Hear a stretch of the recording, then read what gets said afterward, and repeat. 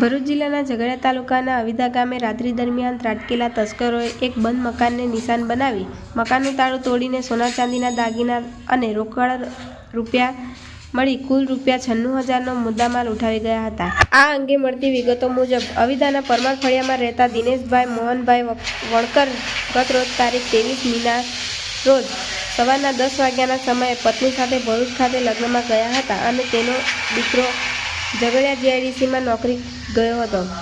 ત્યારબાદ નોકરીએ ગયેલ તેમનો દીકરો અર્પિત આજ રોજ સવારના 7 વાગ્યે ઘરે આવ્યો ત્યારે ઘરના દરવાજાનું તાળું તૂટેલું જણાવ્યું હતું।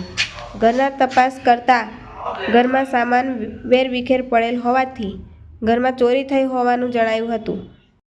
ઘરમાં તપાસ કરતા ઘરમાં રાખેલ સોનાની બુટ્ટી, ચાંદીના સાંકડા, ચાંદીનો સિક્કો, સોનાનો સિક્કો જેવા સોના ચાંદીના દાગીના તેમજ રોકડ રૂપિયા મળીને કુલ ₹96,000નો સામાન ચોરાયો હોવાનું જણાયું હતું। ત્યારબાદ ભરૂચ લગ્નમાં ગયેલ દિનેશભાઈ ચોરીની ઘટનાની જાણ થતાં ઘરે પરત આવ્યા હતા।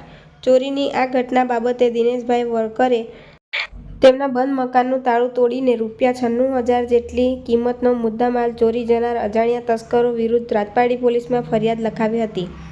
રિપોર્ટર અબ્દુલ રઉફ ખત્રી, ઉમરલા। અમારી ચેનલને લાઇક કરો અને સબસ્ક્રાઇબ કરો।